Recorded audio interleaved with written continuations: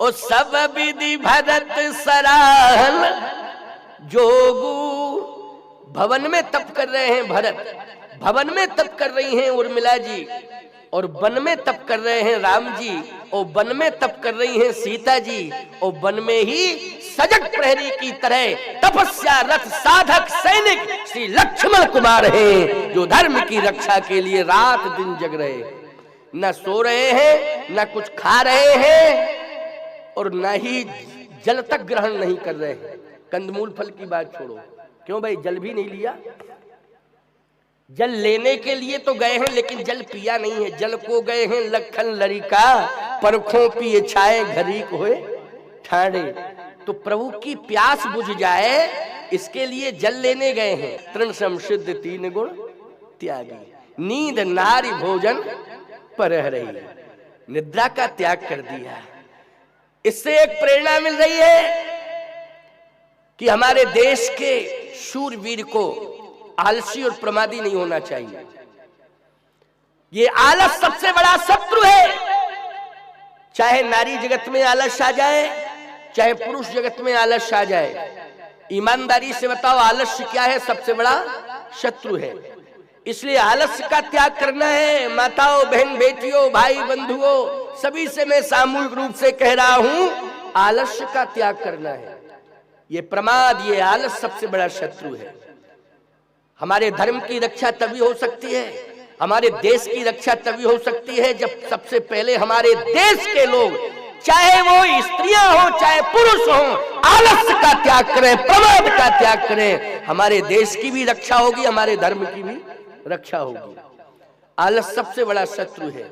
ये अजगर है आलस। आलस क्या है? अजगर है, क्योंकि अजगर करे न चाकरी। क्यों भाई? आलस क्या है? अजगर ही तो है। अजगर करे न चाकरी, लिखा है कि नहीं लिखा है? कुछ लोग तो ऐसे भी हैं जो कहते हैं महाराज एक बात हमारी सुन लो। क्या आप कहते हो? आलस छोड़ो, आलस छोड़ो। आलस के चक्कर में ही, हम सोने के चक्कर में ही कोई काम नहीं करते हैं। हमने कहा करते क्या रहते हो? कहे महाराज सोते रहते हैं। हमने कहा इसका मतलब है कि आलस रूपी अजगर तुम्हें खा जाएगा। क्यों भाई? जब अजगर आता है, किसी अजगर के सामने आप पहुंच जाओगे, तो अजगर आपको छोड़ेगा कि खाएगा? कि ये कहेगा कि वाह वाह धन्यवाद है आपको, कम से कम आप आए तो मेरे पास, आपका स्वागत है। वो यही कहेगा आप बहुत बहुत आपका धन्यवाद है कि कम से कम 3 दिन के भूखे थे, आप आ तो गए हमारी भूख बुझाने के लिए। वो यही कहेगा, अजगर नहीं कहेगा। अजगर, अजगर एक आलस्य है, आलस्य ही अजगर है। ये अजगर, आलस्य रूपी अजगर हमको खाने के लिए बैठा हुआ है। और यदि हमने मौका दे दिया, इस आलस रूपी अजगर के सामने हम पहुंच गए, या हमने इस आलस रूपी अजगर से दोस्ती कर ली, तो निश्चित रूप से एक ना एक दिन वो मुझे नष्ट कर देगा, वो मुझे खा डालेगा। इसलिए आलस्य का त्याग करो। प्रमादी जीवन नहीं होना चाहिए। धीर तुम बड़े चलो, वीर तुम बड़े चलो, सामने पहाड़ हो, सिंह की दहाड़ हो। बोलो यही सूरवीरता है कि नहीं? आलस्य और प्रमाद नहीं होना चाहिए। एक सज्जन आ गए, बोले महाराज जी सुनो। हमने हाँ सुनाओ। हम तो पड़े रहते हैं। हमने कहा तो फिर पड़े रहते हो? फिर भगवान पे भरोसा करते। भगवान पे क्या भरोसा करते हो? आलसी आदमी कह रहा है। देखो इस बात को, इसका मैं विरोध करता हूँ, इस भाषा के, इस विचार का मैं विरोध करता हूँ मंच से। वो आलसी कह रहा है मैं तो पड़ा रहता हूँ, भगवान पे भरोसा करता हूँ। क्या भरोसा करता है तू? कहाँ पड़ा रहता है पहले तो ये बता। महल, आलसी को महल नहीं मिलते हैं, याद रखना। और यदि भाग्य से आलसी को महल मिल गए हैं, तो वो महल कुछ वर्षों बाद बिक जाता है। समझ लेना इस बात को। यदि आलसियों को ईमानदारी से बताओ, ये राजा जितने हुए हैं देश के, ये आलसी ही तो थे, तभी तो इनके किले चले गए, इनकी संपत्तियां चली गई। इन्होंने क्या किया? खाए और सोए, खाए और सोए। बोले सोने की मोहर की बघार लगाना, सोने की मोहर का बघार लगना चाहिए, तब हम भोजन करेंगे, ऐसे नहीं। सोने की मोहरों का बघार लगा लगा के दाल पीते गए और सोते गए और मरते गए। यही काम करते गए, आज किले चले गए। बोलो, या जो बचे हैं उन पे घासें खड़ी हैं बड़ी लंबी लंबी, बोलो खड़ी कि नहीं? खंडर हो गए सब। खानदानियों का पता ही नहीं है।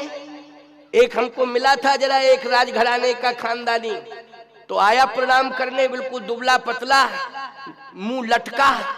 तो हमने कहा कौन? तो लोगों ने कहा महाराज ये राजघराने के थोड़ा बचे हैं यही। हमने कहा क्या करते हो? बोले मूंगफली बेचते। हमने कहा वाह वाह बहुत बढ़िया, तुम्हारी बचे मूंगफली बेचने के लिए। और जो बचे हैं, जो राजघरानों के बचे हैं, वो मूंगफली बेचने के लिए बचे हैं, बाकी तो सब चले गए। बोलो आलस के कारण गए कि नहीं गए? किसके कारण गए जल्दी बोलो? आलस के कारण। संपत्तियां बेच बेच के खाते रहे, सोना चांदी बेच बेच के खाते रहे और पड़े पड़े रहे, आलस में सब कुछ समाप्त हो गया। हो गया कि नहीं हो गया? इसलिए आलसी जीवन नहीं होना चाहिए। जिस घर में आलसी लोग रहते हैं उस घर में कूड़ा कचरा बहुत रहता है, याद रखना। तो कहते हैं महाराज फिर वहां की संपत्ति, हमने कहा संपत्ति आलसियों के घर की चली जाती है और मच्छर आ जाते हैं, क्योंकि गंदगी रहती है तो मच्छर आते हैं। फिर महाराज क्या होता है? हमने कहा मच्छर आते हैं तो वो कहते हैं कि मैं आ गया, मैं हूं डेंगू, अब तुम्हें छोड़ूंगा नहीं, सावधान। कहा महाराज हमने कहा कहां रहते हो तुम? बोले छप्पड़ के नीचे पड़ा रहता हूं। हमने कहा छप्पड़ के नीचे क्यों? लाइट कनेक्शन की जरूरत ही नहीं हुआ, पंखा की इसलिए जरूरत नहीं कि छप्पड़ के आसपास खुला रहता है तो खूब हवा मिलती है। और हमने कहा भोजन? बोले हम तो एक ही सिद्धांत रटे बैठे हैं कि भगवान जब देगा तब छप्पड़ फाड़ के देगा। क्या अच्छा, एक ही शब्द निकला, सत्य बोल रहा हूं, ऐसी वैसी बात नहीं कर रहा हूं कि तुम समझो कि महाराज जी तो ये अपनी बनी, ना ना, बिल्कुल सामने आए। मैंने पूछा उसने बताया। बोले महाराज हम तो ईश्वरवादी हैं। हमने कहा धिक्कार है ईश्वरवादी को, ऐसे ईश्वरवादी को तो चुल्लूवर पानी में डूब के मर जाना चाहिए जो इस प्रकार की भाषा बोले हैं। महाराज हम तो भगवान पर भरोसा करते हैं, भगवान जब देगा तब छप्पड़ फाड़ के देगा। हमने कहा एक बात बताओ, छप्पड़ कितने बाई कितने में बना है तेरा, सही बताना। बोले महाराज जी वो छप्पड़ है 15 बाई 15 का। अरे हमका बड़ा है, बड़ा छप्पड़ है। हमने कहा कि मैं उसके ऊपर कुछ छाया? बोले छाया ही तो है तभी तो छप्पड़ है। हमने कहा क्या है? बोले नीचे है घास, ऊपर है खप्पड़, इसलिए नाम पड़ा छप्पड़। हमने कहा अच्छा अच्छा अच्छा, हाँ बात तो सही है, नीचे घास है ऊपर क्या है? खप्पड़, इसलिए नाम पड़ा छप्पड़। हमने कहा 15 बाई 15 में घास और ऊपर से खप्पड़। अब ईमानदारी से बताओ, एक खप्पड़ की कम से कम वजन, एक खप्पड़ का आधा 1 किलो तो होना चाहिए, नहीं आधा किलो मान लो, चलो कि 2 ग्राम का है खप्पड़ बनता है वजन। खपड़े जानते हो ना, खपड़े होते हैं ना जो बालाघाट वाले, वो जरा कबेलू कबेलू कबेलू, चलो तुम्हारी भाषा कबेलू, कबेलू समझ गए हो ना? हाँ सब समझ गए, सबने गर्दन हिला दी। कबेलू हैं, कबेलू। अब पता नहीं जो है इंग्लैंड के सुन रहे होंगे, कहें कबेलू क्या होता है भाई, सुन रहे होंगे इसमें तो कबेलू। तो हमने 2-3 प्रकार की बातें बता दी, ठीक है ना, चलो कोई बात नहीं। मैंने कहा मूर्ख कहीं के, मैं तुझसे एक बात पूछ रहा हूं, तू कुछ करता धरता नहीं है, खाली पड़ा रहता है छप्पड़ के नीचे और ये कहता है, बदनाम करता है मेरे धर्म को, ईश्वरवादी बनता है, खामोई खाम में फालतू का तू बदनाम कर रहा है मेरे ईश्वर को, मेरे भगवान को बदनाम कर रहा है, आलसी है, प्रमादी है, और कहता भगवान जब देगा तो छप्पड़ फाड़ के देगा। हमने कहा याद रखना, अगर ये भी सत्य है कि भगवान जब देगा तो तू भी कह रहा है कि छप्पड़ फाड़ के देगा। हमने कहा 5 कुंटल का छप्पड़ जब फटेगा तो तेरे ऊपर गिरेगा, मिलेगा बाद में, मर जाएगा पहले। क्यों भाई, जब 5 कुंटल का छप्पड़ टूट के गिरेगा तो मरेगा कि बचेगा, जल्दी बोलो। और हमने कहा मरेगा बाद में, मिलेगा कि नहीं मिलेगा, लेकिन पक्की बात है तू मर जरूर जाएगा। तो इसलिए आलसियों को कभी कुछ नहीं मिलता है, ना भगवान उनकी कामना किसी भी प्रकार की सफल करते हैं। इसलिए आलसियों का मैं विरोध कर रहा हूं, कभी भी आलसी मत बनो। आलसी अजगर है, हमको एक दिन नष्ट कर देगा, खा जाएगा। हम नष्ट नाबूद हो जाएंगे। इसलिए हमें आलस प्रमाद से दूर रहना है। हमारे देश का सैनिक, हमारे देश का संत आज संदेश दे रहा है। क्या संदेश दे रहा है? कि नींद नारी भोजन पर हरई,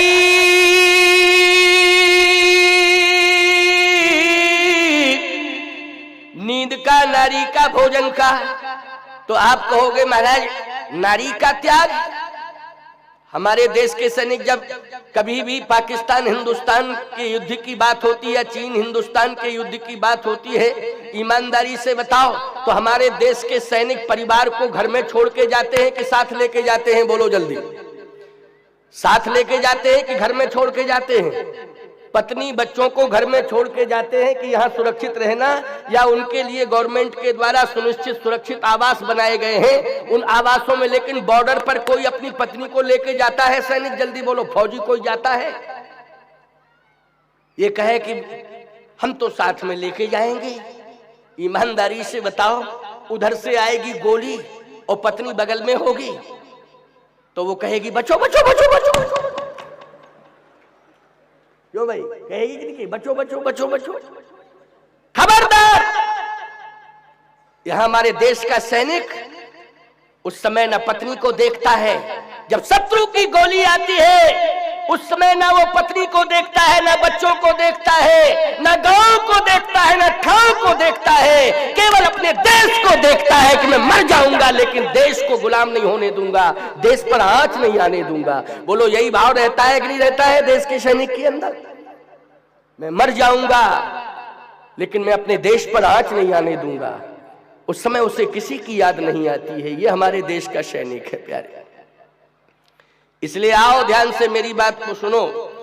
लक्ष्मण ऐसे सैनिक हैं, लेकिन धर्म की रक्षा के लिए वो सैनिक रात दिन जग रहा है कि नहीं? रामो विग्रहवान धर्मः, राम के साथ 24 घंटे। और एक बात और बता दें, हमारे देश के सैनिक ने स्पष्ट रूप से कह दिया कि मुझे धर्म और राष्ट्र चाहिए। क्या चाहिए? धर्म और राष्ट्र चाहिए। ना मुझे संपत्ति चाहिए, ना मुझे मित्र चाहिए। और क्षमा करें माता पिता, आज मैं आपसे भी दूर हो रहा हूं क्योंकि मैं धर्म की रक्षा के लिए जा रहा हूं। इसलिए गुरु पितु मात न जानो का